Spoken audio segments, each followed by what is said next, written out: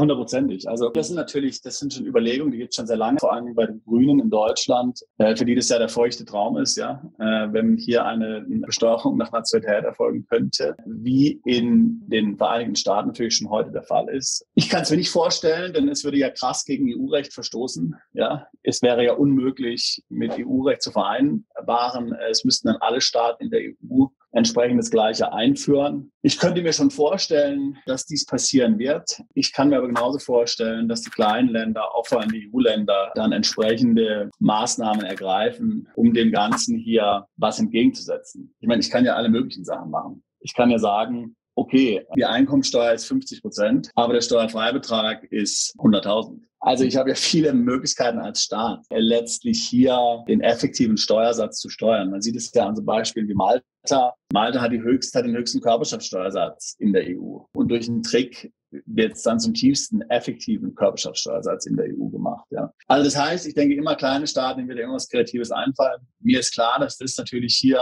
tatsächlich ein Traum ist vieler Politiker. Die Steuerpflicht an die Staatsangehörigkeit zu binden, muss man sehen, was daraus wird. Also ich halte es jetzt persönlich noch für etliche Jahre entfernt. Aber ich kann es mir vorstellen, natürlich, so wie sich die Dinge entwickeln, dass es irgendwann kommen wird. Denn man muss ja sehen, dass die Steuerpyramide in der Spitze extrem dünn wird.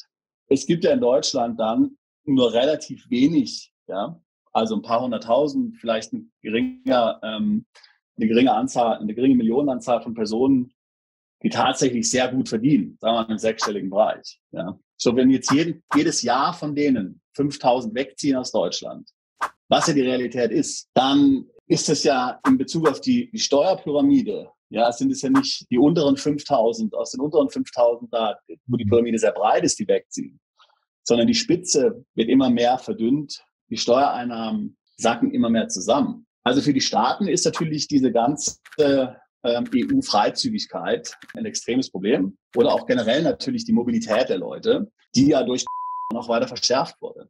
Denn auf einmal kann ich ja nun tatsächlich überall arbeiten und keiner wird sich mehr fragen, naja, können wir nicht ein persönliches Meeting machen? Ich will jetzt nicht per Zoom oder sowas. Ja.